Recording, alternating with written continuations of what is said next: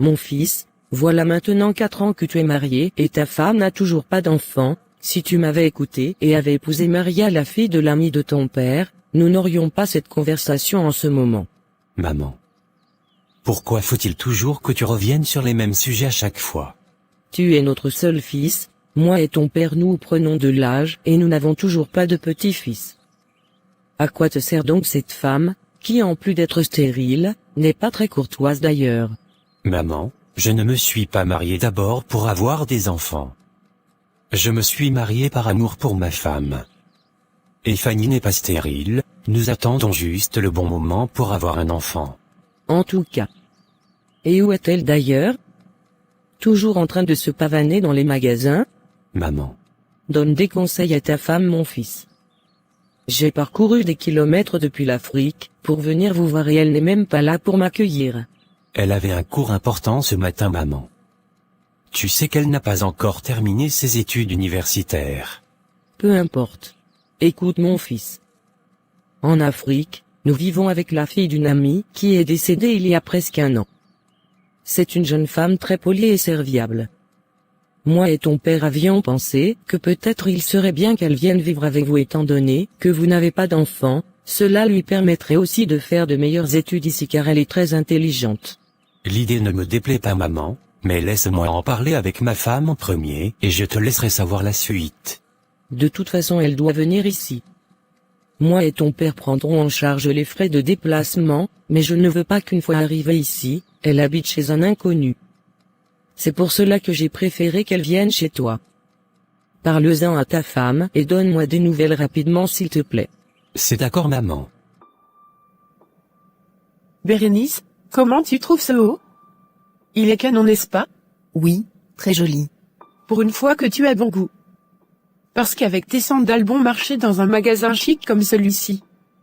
Je ne sais pas comment tu fais pour ne pas avoir honte. Tu sais quoi? Ma belle-mère est arrivée aujourd'hui. J'ai dû inventer une excuse à Bertrand pour ne pas aller la chercher avec lui à l'aéroport. Cette vieille cloche a la manie de me lancer des piques à chaque fois qu'on se rencontre. Oh, toujours pas d'enfant dans cette belle maison? Blablabla. Tu sais, tu ne devrais pas parler comme ça de ta belle-mère Fanny, c'est la mère de ton mari après tout. Et elle? Elle a le droit de me mettre mal à l'aise avec sa mauvaise langue? Bérénice, tu es venue m'accompagner et c'est tout. Je me passerai bien de tes conseils. C'est plutôt à moi de te conseiller. Tu as vu tout le poids que tu as pris dernièrement? C'est incroyable. Tu ne m'écoutes pas, tu veux ressembler à une baleine? C'est ton problème. Bref, appelle le commis pour moi s'il te plaît, dépêche-toi.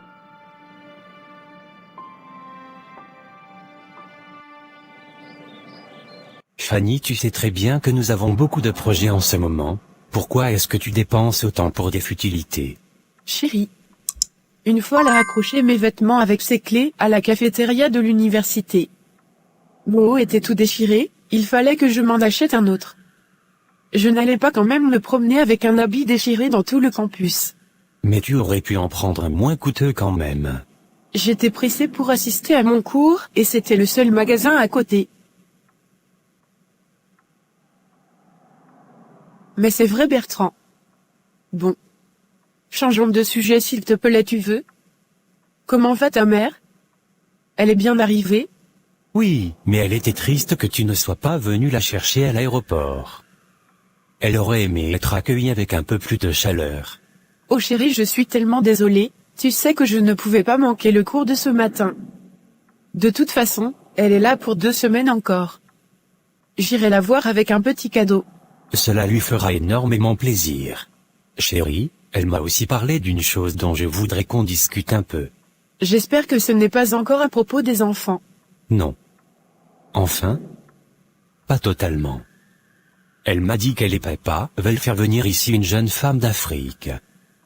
La petite habite avec eux depuis quelques mois et ils veulent qu'elle vienne continuer ses études ici. Maman voulait qu'elle habite avec nous pour mieux s'adapter ici. Qu'en penses-tu? Bertrand, je ne sais pas. Quel âge a-t-elle? Elle doit avoir autour de 16 ou 17 ans. Oh. Mais c'est une grande fille? Dans ce cas, je suis d'accord, elle pourrait m'aider avec les tâches à la maison et contribuer financièrement. Et une fois son diplôme en poche, elle se cherchera un appartement pour être plus indépendante. Fanny, elle vient pour étudier d'abord.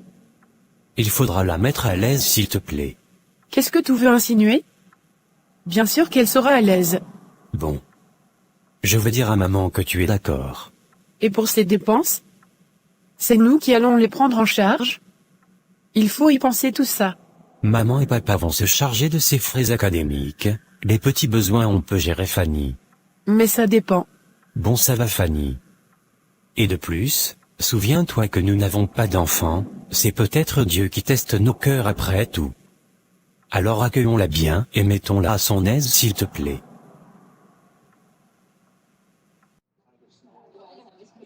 Bérénice, je te dis toujours qu'il faut savoir s'habiller selon l'occasion. La dernière fois à la fête d'Amanda, tu m'as tellement fait honte. C'était quoi cet accoutrement? On aurait dit une robe de chambre. Ne fais plus ça s'il te plaît. Ma chère, si tu continues, prochainement moi je ne t'invite pas, crois-moi. Même Amanda a eu très honte. J'ai mis ce que j'avais, Fanny. Eh bien, si tu faisais au moins ma taille, j'aurais pu te prêter mes vêtements de marque, mais malheureusement tu fais 4 fois ma taille. Bon. Chérie, je dois y aller, j'ai rendez-vous avec Amanda pour trouver un cadeau à ma mauvaise langue de belle-mère. Je dois te laisser. Mais on avait prévu de passer la journée ensemble aujourd'hui. Alors le programme vient de changer, ma chérie. Je suis désolée, Amanda m'attend, bisous.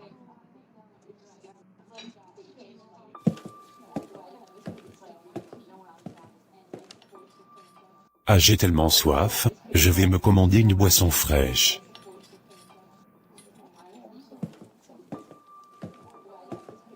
Salut, vous êtes très pensive, vous allez bien? Oh. Oui. Oui. Ça va. Vous attendez quelqu'un? Je peux vous tenir compagnie sinon. Non, oui. Enfin non, désolé. Je dois y aller, excusez-moi. Mais... attendez.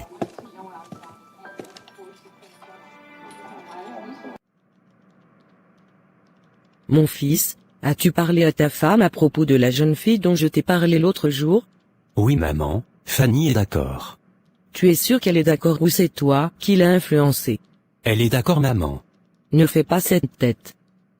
Toi et moi nous connaissons ta femme, alors je veux être sûr que quand Dahlia viendra, elle sera à l'aise ici. Sinon, dites-le moi et je trouverai une autre solution pour elle. C'est une jeune fille très calme, je ne veux pas que ta femme soit désagréable avec elle. Maman. Tu sais très bien que ce que je dis est vrai, Bertrand. Maman s'il te plaît. Fanny est un peu compliquée oui. Mais elle n'est pas méchante, je sais comment la gérer, ne t'en fais pas. En tout cas. Bon. Vos problèmes ne me concernent pas, je veux juste que l'enfant soit dans des bonnes conditions, Bertrand. Assure-toi qu'elle soit à l'aise. Ne t'en fais pas maman. Je te promets que tout ira bien. Moi je vais bientôt rentrer chez nous. Restez attachés à Christ mon fils. Et laissez le Saint-Esprit vous conduire et vous transformer. Ça ne sert à rien de s'appeler chrétien si on peut pas le voir dans notre vie et nos comportements. Bon sang, pourquoi tu frappes jamais à la porte avant d'entrer dans ma chambre, Balmain? Salut petit frère. J'ai frappé mais tu n'as pas entendu. Ok, qu'est-ce que tu veux? Je viens te voir. Je ne te vois pas beaucoup en ce moment, tu rentres très tard. Ouais. Tu sais les soirées entre amis, tu sais. Trévis, je te rappelle que tu n'es pas ici pour profiter de la vie, mais plutôt pour tes études. Si tu continues à te méconduire, je vais demander à papa et maman de te reprendre. Relax grand frère, tu viens faire une partie de FIFA avec moi? Non. Je travaille tôt demain, j'ai rendez-vous à la galerie pour laisser quelques tableaux avant d'aller au bureau. D'accord monsieur l'artiste. Dis-moi, tu as toujours un cœur à prendre? Parce que la grande sœur de mon ami donnerait tout pour un rendez-vous avec monsieur le beau gosse.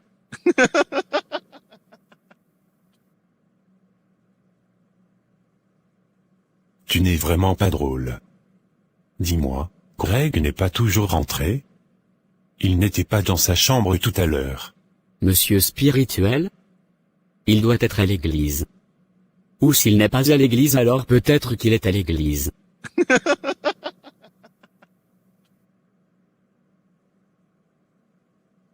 Bon, ça suffit. Ferme cette console et couche-toi, il est déjà tard.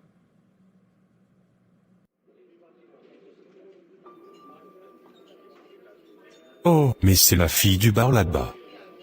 Quelle coïncidence. Salut, vous allez bien? Quelle drôle de coïncidence, n'est-ce pas? Oui.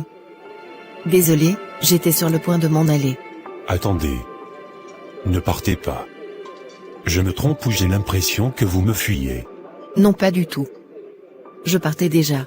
Je n'ai décidément pas de chance, j'arrive toujours lorsque vous partez. Je dois vous laisser, monsieur, j'ai cours à l'université tout à l'heure. Non, attendez, s'il vous plaît.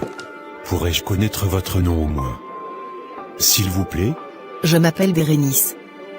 Bérénice Robert. Je dois y aller, désolé. Bérénice. Bérénice Robert. Son avion vient d'atterrir. Elle devrait arriver bientôt. D'accord chérie. Ça commence à prendre du temps quand même. Oh, regarde. C'est elle avec le sac à dos. Je ne la vois pas. Regarde, elle est là avec le t-shirt noir et le sac à dos, près des escaliers. Oh mon Dieu. Mais, elle est albinos? Oui, et où est le problème? Et comment est-ce qu'elle s'appelle? Oh, j'ai complètement oublié de te le dire. Elle s'appelle Dahlia. Viens, allons l'accueillir. La pauvre, elle a l'air timide. Dahlia. Ce n'est pas possible.